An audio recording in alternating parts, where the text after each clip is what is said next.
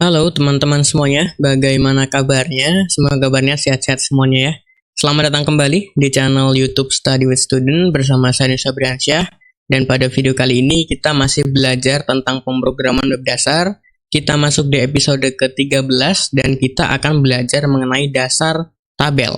Jadi teman-teman udah nggak asing lagi ya dengan tabel. Nah, kita akan mengimplementasikan tabel dengan dasar-dasarnya terlebih dahulu ke dalam sebuah website. Jadi kalau kita memakai Microsoft Excel atau Google Sheet gitu ya, itu kan cuman drag and drop atau ngebikin pakai mouse, klik gitu ya. Nah, sekarang kita akan mentransformasikan atau mengkonversikan tabel tersebut ke web kita.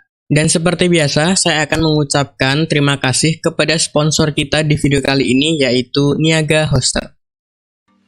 Niaga Hoster adalah perusahaan penyedia web hosting unlimited terbaik di Indonesia yang memiliki layanan beragam, mulai dari unlimited hosting, cloud VPS, domain, sampai layanan website instan.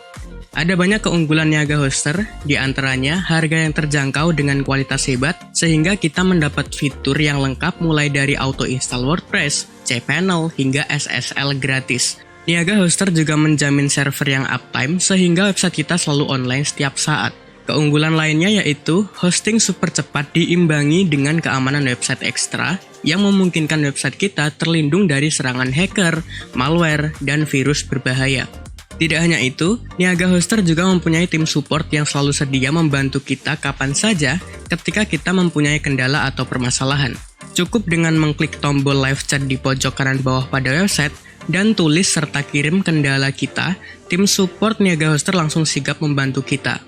Dan saat ini, Niaga Hoster memberikan diskon yang sangat besar up to 75% untuk salah satu layanannya, yaitu paket personal.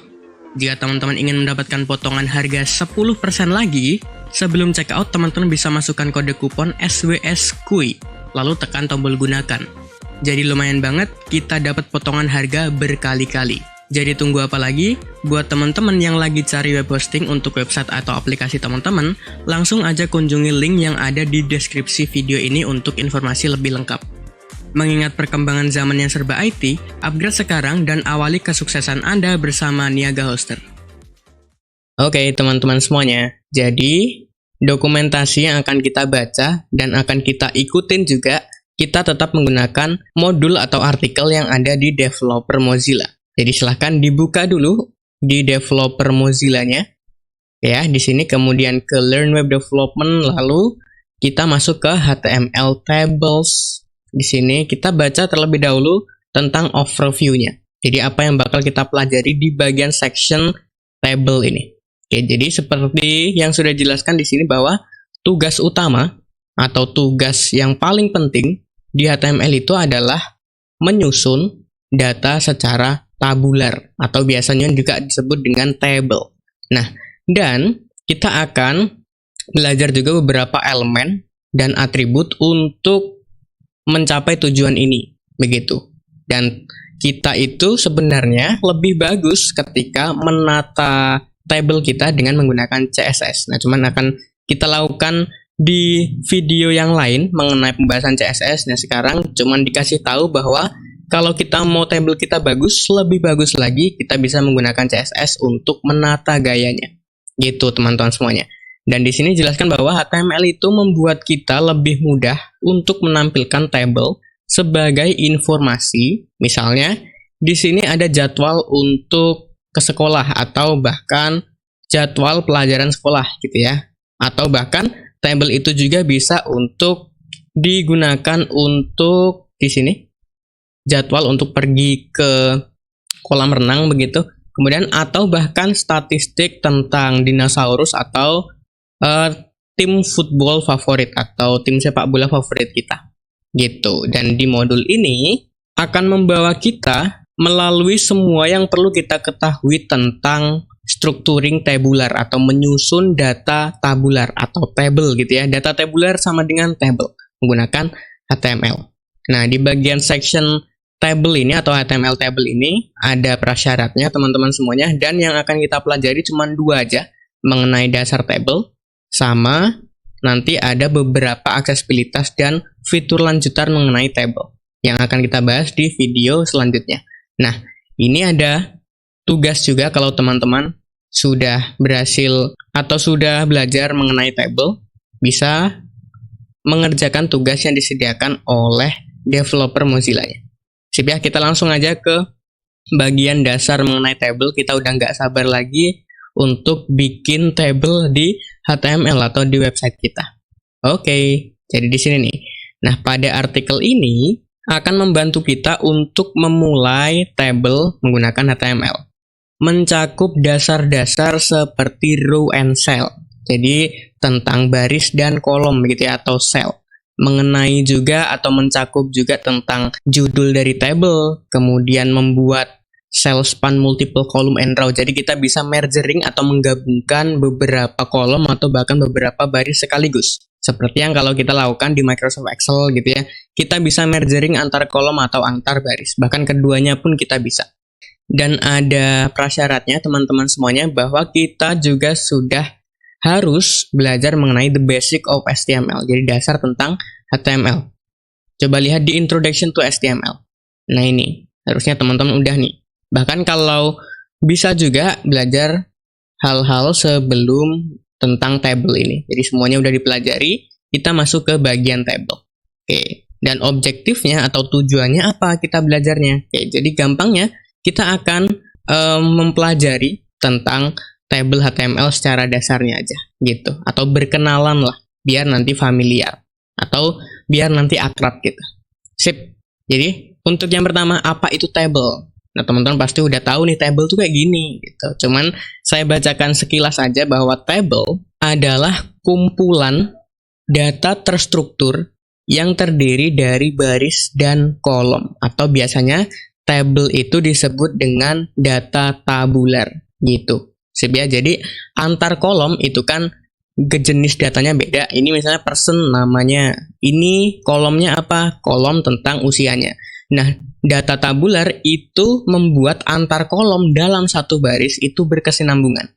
Gitu. Jadi namanya Chris, usianya 38 tahun, kemudian nanti jurusannya apa dan lain sebagainya bisa. Gitu ya. Jadi terbagi atas beberapa kolom, yang kolomnya itu mempunyai makna sendiri tentang datanya. Ini maknanya ya kolom, ini maknanya adalah usia, ini maknanya nama. Beda makna. Nah, tapi ketika digabungkan dalam satu baris itu akan make sense atau masuk akal atau berkesinambungan. Gitu, itu table gampangnya ya. Nah, di table juga itu mengizinkan kita secara cepat dan mudah melihat values atau nilai yang menunjukkan beberapa koneksi antara data yang berbeda atau tipe data yang berbeda. Jadi ini datanya yang kolom age, ini mengenai usia, ini datanya atau kolom person mengenai nama atau orangnya. Nah itu kita bisa melihat secara mudah dan cepat dengan gabungan antar kolom ini dalam satu baris. Gitu. Jadi namanya Chris, usianya 38 gitu. Itu tabular data atau data tabular. Untuk seperti contohnya, ini ada nama atau orang dan usianya, kemudian ada berapa hari dalam seminggu, dan misalnya ada untuk melakukan penjadwalan kita pergi ke swimming pool atau kolam renang. Ini ada beberapa contoh teman-teman semuanya. Table ya. Teman-teman udah nggak asing lagi dengan table lah. Saya yakin itu. Itu ada contoh lain seperti ini boleh. Dan ini bisa merging kolom atau merging baris juga bisa. Oke. Nah di sini nih bagaimana table bekerja. Jadi inti dari table itu sifatnya adalah kaku. Nah kita akan potong di sini aja. Saya nggak mau berlama-lama ya. Nah kita akan potong di sini aja. Table itu sifatnya kaku. Kenapa? Ya karena table itu sifatnya adalah tidak bisa dirubah atau statis. Jadi misalnya nih, ini kan sebenarnya bisa diubah usianya, bisa, tapi ngubahnya nggak di table. Kalau kita ngebahasnya tentang konteks di website. Jadi nanti misalnya ada kolom aksi, nah kita bisa ubah, kita bisa hapus dan lain sebagainya. Cuman kita nggak langsung ngubah di tablenya, nggak seperti ketika kita di Microsoft Excel maupun di Google Sheet seperti ini. Nggak langsung bisa diubah seperti ini. Nggak bisa. Kalau nggak percaya, coba ini. Ini ada contoh table. Mana tadi? Di bawahnya ya. Oh ini. Bisa nggak kita ubah? Nggak bisa. Gitu. Jadi sifatnya adalah kaku. Kalau kita ngomongin table di HTML. Kalau kita mau ubah, ya di lain halaman. Gitu. Sip. Jadi kalau teman-teman mau baca terlebih dahulu atau baca lanjutannya, silahkan. Gitu, lebih bagus. Nah, ini pembahasan kita cukup banyak, makanya saya skip dan kita ambil yang poin-poin paling penting. Oke, table styling. Jadi di sini, itu HTML menyediakan sebuah table ketika kita bikin table nantinya, sifatnya atau bentukannya seperti ini. Nah, kalau kita mau styling misalnya nih, di bagian header gitu ya, ini saya contohkan biar make sense. Ini misalnya saya mau kasih background-nya gini. Gitu.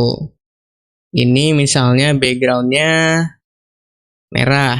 Boleh. Kalau di sini gampang nih. Tinggal kita kasih background gitu ya. Nah, cuman kalau di HTML, itu nggak bisa semerta-merta kita langsung pakai HTML. Nggak bisa. Nggak ada atributnya, nggak ada value-nya juga. Nah, nanti kita bisa akali dengan CSS, teman-teman semuanya. Makanya tadi di awal dijelaskan, kalau secara default tampilan table, kalau kita langsung ngoding natif pakai HTML ya kayak gini nih tampilannya. Kalau kita mau ubah warnanya, bahkan size-nya dan lain sebagainya, bisa kita pakai yang namanya CSS. Gitu. Nah, di sini nih, kapan kita tidak menggunakan table di HTML? Nah, kapan table itu nggak digunakan? Gitu. Nah, di sini nih dijelaskan bahwa table di HTML harus digunakan untuk data tabular aja, gitu. Jadi data yang nantinya bisa dibagi ke beberapa jenis, beberapa kolom berarti, dan nanti kita bisa satukan atau make sense datanya ketika dibaca dengan satu baris, gitu. Dan namanya siapa, usianya berapa, kemudian misalnya kalau data mahasiswa namanya, NPM-nya atau NIM-nya gitu ya, atau kalau di kampus lain itu ada NIM, ada NPM, kok beda-beda gitu. Kemudian ada jurusan, dan lain sebagainya. Itu. Jadi intinya, table harus digunakan untuk data tabular, teman-teman semuanya. Nah, untuk inilah mereka dirancang, katanya. Gitu. Nah, sayangnya, banyak orang menggunakan table itu untuk menata halaman website. Nah, jadi gini. Misalnya, kebanyakan orang ya, nggak semuanya, tapi untuk yang awam biasanya memanfaatkan sebuah table untuk layouting website atau menata bagian dari website. Contoh, ini ada header, saya mergering dulu. Header, gitu.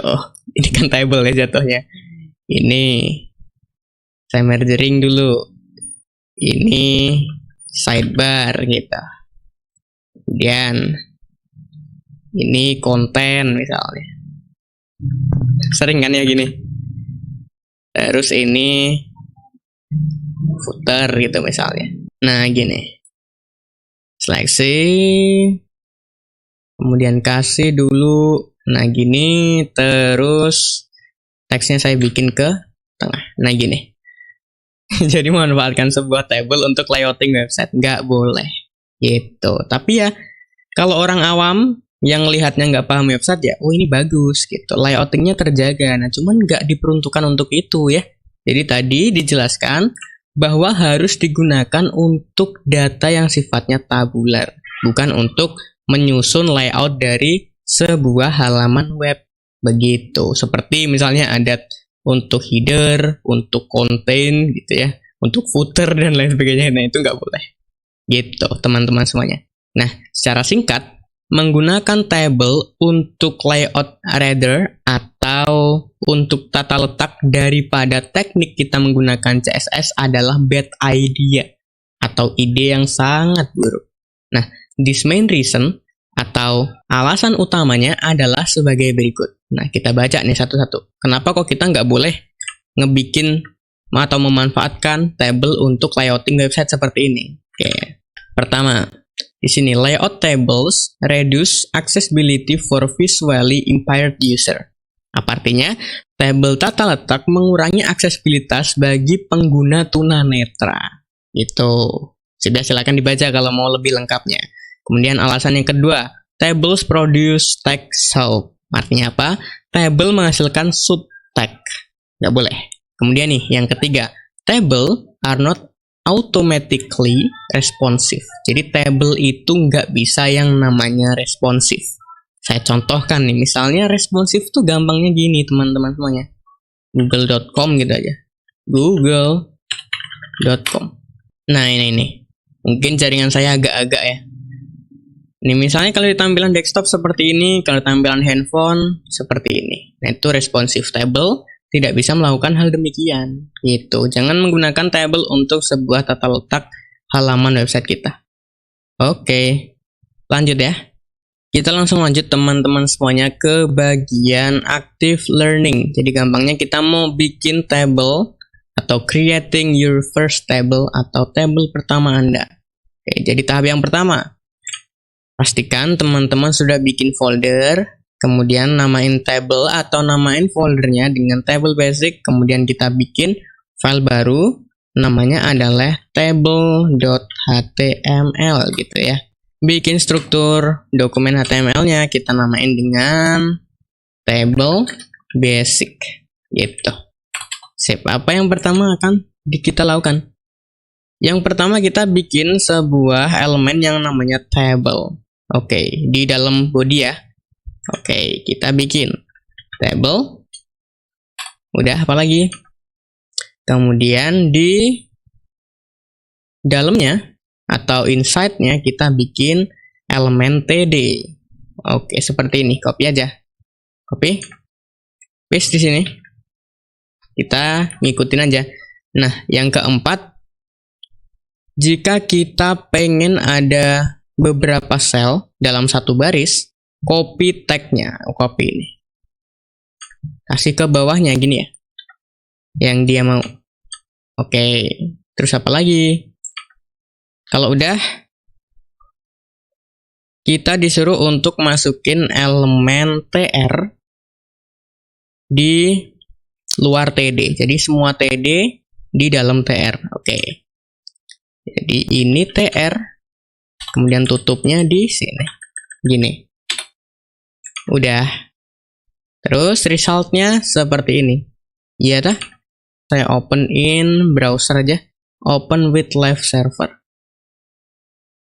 Oke, nah tampilannya seperti ini, nggak apa-apa. Kita bukanya di Chrome aja. Oke, seperti ini. Tapi minimal ini udah ada beberapa kolom. Your first cell, nih, second, third, fourth, gitu. Udah, cuman nggak ada garisnya aja. Nah, cara ngebikin barisnya itu gimana? Kita tambahin atribut di table ini yang namanya border. Defaultnya 0 dia. Nah, kita bikin 1 gitu ya. Nah, itu. Jadi sekarang ada. Nah, cuman ada seperti jaraknya gitu. Kalau kita zoom ini kayak aja jaraknya nih. Ini jaraknya. Nah, itu namanya cell spacing. Jadi kita harus nolin dulu. Cell spacingnya 0. Gini. Nah, ini. Udah lumayan nih. Nah, kemudian biar cell paddingnya atau dari jarak tulisan ke sini agak luas, berarti kita kasih cell padding. Cell padding. Oke, lumayan. Sudah, jadi cell padding itu untuk atribut dari tulisan ke sini. Kalau cell spacing itu dari yang tadi, biar jarak antar garisnya itu nggak renggang seperti ini. Udah, bisa ya, walaupun atribut border ini udah nggak direkomendasikan sama HTML5. Harusnya kita styling dengan CSS. Temen gak apa, biar kelihatan kalau ini tuh bener-bener table, gitu. Jadi teman-teman semuanya, kalau kita bedah lagi di sini, table, elemen table untuk ngebikin table. Paham? Kemudian di dalam table ada TR atau table row. Row itu baris. Nah, di sini di dalam baris ada beberapa kolom. Gitu. Kolom kita asumsikan dengan tag TD atau elemen TD, yaitu table data. Gitu. Data 1 atau cell ya. 1, 2, 3, 4. Jadi ada table, cuman satu baris, gitu ya. Satu baris itu ada beberapa kolom, gitu. Ada 4 kolom. Nah, kalau kita duplikat lagi, gini, jadi kan ada 2 baris nih. Yang 2 baris tersebut isinya baris pertama 4 kolom, baris ketiga 4 kolom. Bener nggak? Bener. Gitu. Aman ya? Aman dong. Nah, sekarang saya mau perbaiki nih. Saya nggak mau seperti ini, asal-asalan gitu. Ada TR, satu baris, saya mau isi data seperti ini, teman-teman semuanya. Nih, jadi ada data tentang NIM, nama, jurusan. Oke, jadi ini satu baris, TR. Ada beberapa TD tadi, ada NIM, atau kalau di kampus saya itu NPM namanya, kemudian nama, dan kolom berikutnya dalam baris itu ada jurusan. Kan gini. Nah, kemudian ada TR baru lagi. Kita masuk ke baris ini. Ya, baris kedua. Jadi ini berarti untuk kolom ke-1, 1, 2, 3, 4, 5. Oh, sorry, belum TD, table data. 1, 2, 3, 4, 5, 6. Gitu, terus namanya Yunus Febriansyah. Jurusannya informatika. Sip ya. Kemudian ada baris baru lagi. Kita masuk ke sini nih.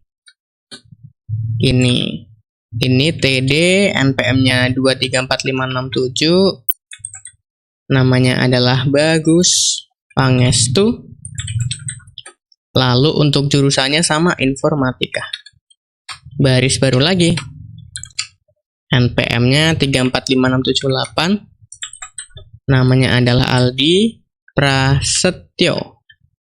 Jurusannya adalah teknologi informasi. Gini. Sip. Jadi kalau kita lihat di resultnya, hasilnya adalah seperti ini. Nyambung lah ya. Nih. Sip. Sudah. Ini yang akan kita otak-atik nantinya. Sudah. Berarti kita bisa lanjut teman-teman semuanya. Jadi paham ya? Ada table. Kemudian asumsikan dulu atau bikin dulu row-nya. Di dalam row ada beberapa kolom. Gitu. Kalau mau nambah row baru, ya tambahin TR gitu. Atau table row. Jadi ada TR, ada TD. Aman. Nah, kita bisa lanjut sekarang. Kita bisa menambahkan header atau judul dengan elemen TH. TH singkatan dari table header.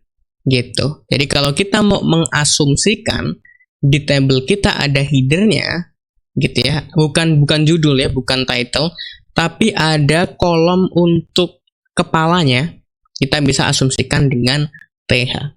Gitu. Caranya gimana? Contoh nih, ini ada contoh. Kita nggak pakai TH di sini. Kalau kita scroll ke bawah hasilnya seperti ini. Silakan kalau mau ditiru. Nah, kemudian kalau mau nambahin table header, kita bisa langsung aja. Di sini, tambahkan TH atau table header, gitu ya, untuk menggantikan TD katanya. Oke, jadi kita akan lihat di sini. Ini kan header kita nih. Kayak apa ya? Nama dari masing-masing kolom gitu. Ini namanya. Ini untuk kolom NIM, nama, jurusan. Nah, headernya kan ini ya berarti. NIM, nama, jurusan ini. Nah, kita akan ganti, ini kan awalnya TD. Jadi elemen TH. Gitu. Aman. TD nih. Tuh, gak Fatma, Ctrl D aja, ganti TH. Untuk mengasumsikan table header. Gitu. Kalau kita buka lagi, hasilnya adalah seperti ini. Jadi secara default, untuk TH atau table header, dia akan diratakan ke tengah dan hurufnya jadi bold. Gitu, jadi bold. Kalau untuk yang TD atau table data, ini kan data. Ini header. Gitu. Untuk yang header seperti ini, untuk yang data standar lah seperti ini. Aman ya? Jadi kita udah ini nih, udah menerjemahkan yang ada di Google Sheet ini ke sini. Ini mau saya agak-agak juga nih. Oke, table header. Mudah-mudahan teman-teman paham. Aman, ini active learning berarti udah beres juga. Nah, terus kenapa header itu useful? atau bahkan sangat bermanfaat. Sebenarnya kami itu telah menjawab sebagian pertanyaan ini. Ini akan lebih mudah untuk menemukan data yang Anda cari ketika tajuknya atau header-nya terlihat jelas katanya. Jadi kita gampang. Oh, ini bagian name. Ini bagian nama karena jelas di sini tajuknya atau header-nya. Sip. Sesimpel itu aja ya. Teman-teman bisa baca lebih lanjut.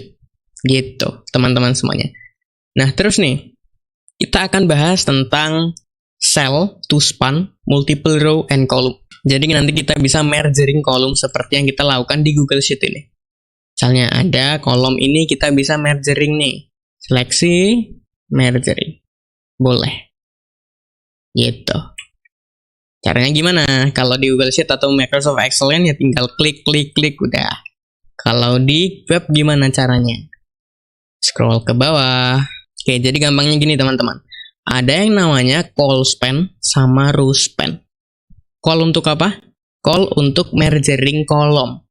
Sedangkan row span untuk merging baris. Jadi contoh. Kalau saya bikin di sini aja ya. Di sini aja. Nah, gini. Kita akan bikin border.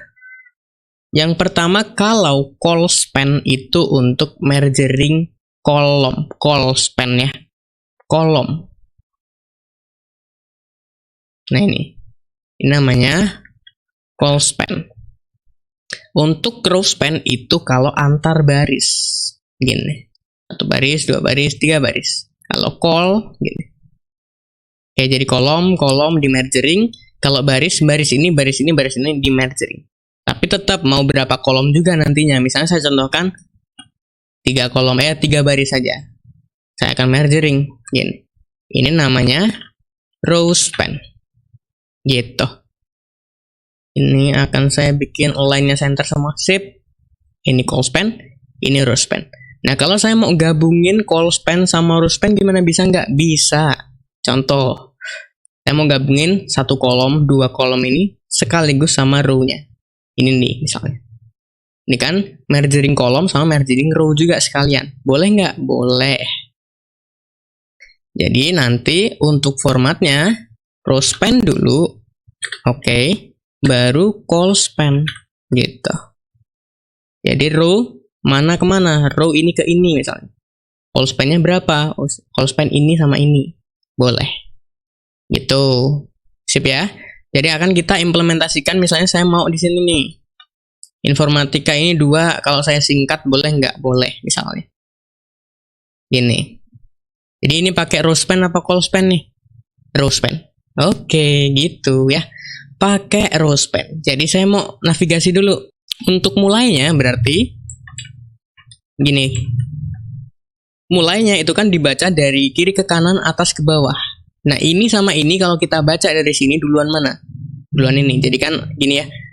1, 2, 3, 4, 5, 6, 7, 8, 9 kan gitu. Kalau kita baca dari kiri ke kanan, atas ke bawah. Jadi ini lebih duluan daripada ini. Makanya kita taruh row span-nya di sini. Gitu. Nah, kita mau merging di sini. Kita navigasi dulu pelan-pelan. Nah, ini. Baris kedua, kolom ketiga. Kita akan taruh di sini atribut yang namanya row span. Value-nya apa? Nah, value-nya kita mau ngambil berapa baris. Oke. 1, 2. Gitu ya. Nanti di row span. Gini. Oke. Jadi saya mau ngambil 2 baris. Gitu. 1 kolom nih. Karena kan ada 1 kolom aja. Nah, sekarang kalau saya refresh atau saya lihat hasilnya, nah seperti ini. Udah jadi, cuman ini kenapa geser? Nah, secara default teman-teman semuanya, kita asumsikan di sini lagi. Ketika ini nimpa ke sini, ini geser ke sini. Nih. Jadi yang awalnya ini tadi di sini, ini ketimpa geser ke sini. Oke, ini jadi 1. Jadi miliknya si ini geser gitu. Jadi sebenarnya kita nggak perlu lagi nih Gini, kita nggak perlu lagi ini. Atau saya hapus untuk ini. Nih, sip. Ini nggak perlu. Karena apa? Karena kolom ketiga baris ketiga ini udah sekaligus sama kolom ketiga baris kedua gitu. Nggak perlu lagi. Hasilnya seperti ini. Aman? Aman. Nah, teman-teman bisa coba nih, ini row span. Kalau call span gimana? Misalnya, saya mau di sini tambahin total gitu ya, atau banyak siswa atau mahasiswa. Terus ini saya isi berapa, 3 gitu aja. Baris kelima kolom ke-1 sama kolom kedua ini di mergering. Ini nggak usah. Dia pakai row span atau call span? Call span. Gitu. Di baris kelima kolom pertama. Call span 2 kolom. 1, 2. Gitu. Sip. Jadi kita tambahin baris baru. TR gitu ya. Kemudian di sini ada TH. Ini banyak mahasiswa. Karena kita mau langsung call span. Oh sorry. Call span 2. Gitu. Aman ya. Ini udah jadi 2 kolom. Tinggal tambahin 1 berarti. Karena kan konsepnya geser ya tadi. TD. Jadi berapa? 3. Nah. Aman ya. Aman. Ini udah. Walaupun kita bikinnya 1 kolom. Cuman kan udah. Maksudnya 2 gitu. Karena kan kita call span 2. Ini tinggal nambahin 1. Itu. Ini adalah row span. Ini call span. Ingat di sini nih. Kalau boleh di screenshot dah nih. Call span, row span. Kalau kita mau keduanya silahkan dicoba. Itu row span sama call span. Nah sekarang kalau kita mau styling kolom gimana? Misalnya kita mau yang ini kolom nim, 1 kolom ya. 1 kolom ini kita mau ada backgroundnya biru biar lebih kelihatan. Ini nama backgroundnya ini misalnya. Gimana caranya? Gampang. Kalau tanpa elemen yang namanya call, kita bisa kasih di masing-masing cell itu background color yellow. Kita kasih style CSS. Misalnya. Kita copy aja biar gampang ya. Misalnya, berarti ini kalau kita asumsikan kita mau ngedit nim. Jadi gimana? Berarti ini kita kasih jadi yellow satu-satu ya. Yellow. Ini dulu nih, nim dulu. Jadi untuk yang nim, paste aja yang tadi. Aduh, sorry. Spasi paste. Ini. Jadi sekarang kan 1 udah jadi harusnya. Tuh. Lanjut ke sini. Oke. Lanjut ke ini. Lanjut ke ini. Lanjut ke ini. Gitu, beres. Tapi satu-satu. Jadi ini tadi 1. Lagi gitu ya. Kemudian lagi. Aduh, klik 2 kali tuh. Ini lagi juga. Nah, kalau tanpa elemen call gitu. Ini jadinya. Itu. Nah, dengan itu bayangin aja ya. Kita kalau ada 1000 baris gimana tuh? Kita harus paste gitu. Nah, sekarang dipermudah dengan adanya elemen call. Jadi ini kita bisa hapus saja. Gini, ini juga nih. Ini hapus saja. Gitu. Nah, dengan kalau kita pakai call, gimana ceritanya? Nih, styling with element call. Jadi kita cuma nambahin elemen baru namanya call group. Gitu misalnya nih, kita copy aja sebelum baris pertama. Nih. Call group. Kemudian kita sesuaikan ada berapa kolom. Kita cuma ada 1, 2, 3. Sesuaikan. Ada berapa kolom? Misalnya nih 1, 2, 3. Aman ya, cuman ada 3 kolom. Nah, berarti kita bikin si call-nya itu 3 sesuai harusnya. Oke, kita bikin berarti ada 3. call gitu ya. 1, 2, 3. Ngefek nggak? Coba kita lihat. Nggak ngefek. Nah, cara ngefekinya gimana? Cara ngefekinya adalah di call-nya kita kasih style yang tadi. Misalnya, ini sesuai dengan urutan ya. Ini call, untuk berarti kolom pertama name, juga call. Oh, saya tab dulu biar gampang ngelihatnya. Ini call kedua untuk nama, ini call ketiga untuk jurusan sesuai. Kalau kita mau ngasih grup untuk warna, kita ngasih warna untuk grup name, jadikan ke kolom pertama. Paste saja yang tadi. Yang terjadi adalah cing gitu. Ini kenapa ngikut ya? Karena ini kan baris kolom pertama juga. Tapi dia merging ke kolom kedua. Kalau nggak butuh, mudah-mudahan teman-teman udah bisa ya. Saya akan komentarin aja baris ini. Dah. Control backslash ya, atau control slash, sorry. Slash di tanda tanya itu. Dah, gini. Jadi gampang banget. Ini untuk yang kolom pertama. Kemudian kalau kolom kedua, aduh. Saya mau style dia jadi light blue. Gimana? Ya udah jadi, langsung tuh. Tapi ingat, si call ini kita bikin call group sebelum baris pertama. Kemudian kita bikin call sesuai dengan jumlah kolom. 1, 2, 3. Dan ini berurutan. Ini 1 untuk si name, ini untuk nama, ini untuk jurusan sesuai. Gitu. Sip ya, gampang banget di HTML mempermudah kita untuk grouping kolom. Nah ini, berarti ini udah beres. Sip ya, ini penjelasannya cukup panjang tapi saya persingkat aja karena pembahasannya banyak juga nih tentang dasar table ini. Gini. Ya tentang style kolom sudah. Seperti ini. Aman. Nah, ada active learning, call group, and call. Saya refresh. Nah, ini teman-teman semuanya. Jadi kita disuruh untuk ngebikin school timetable. Tapi nggak usah. Kalau teman-teman mau studi kasus baru, ya sudah. Nah, cuman di sini kita disuruh untuk ngebikin bahwa kolom mengenai Selasa ini, hari Selasa, jadwalnya apa aja, atau bagaimana lah waktunya gitu ya. Di grouping warnanya jadi hijau nih. Yang ini juga jadi hijau. Kemudian yang untuk hari Jumat itu jadi orange kecoklatan. Nah ini. Dikasih juga bordernya 4 pixel solid apa gitu. Jadi ini untuk ngebikin border dari kolomnya itu 4 pixel untuk tebalnya, tipenya solid dan warnanya keunguan nih.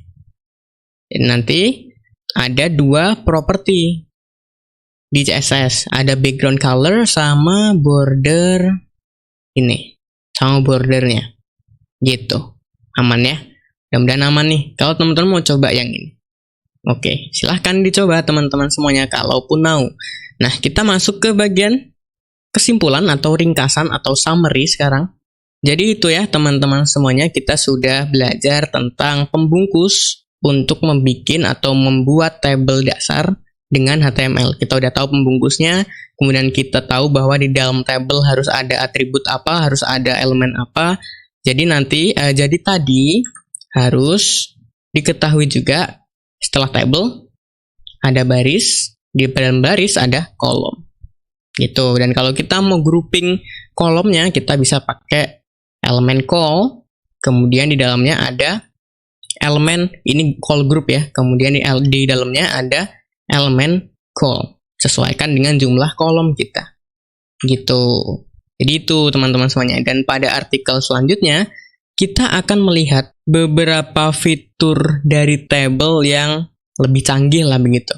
Dan mulai memikirkan seberapa mudahnya mereka dapat diakses oleh orang-orang dengan gangguan penglihatan.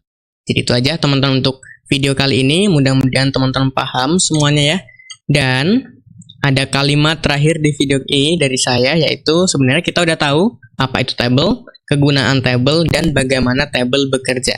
Kita juga udah tahu strukturnya, kita harus bikin elemen apa dulu ya, elemen table, di dalamnya ada baris, kemudian ada kolom. Kalaupun kita mau grouping antar kolom, kita bisa pakai elemen yang namanya call group, kemudian di dalamnya kita kasih beberapa elemen call sesuai dengan jumlah kolom di table kita.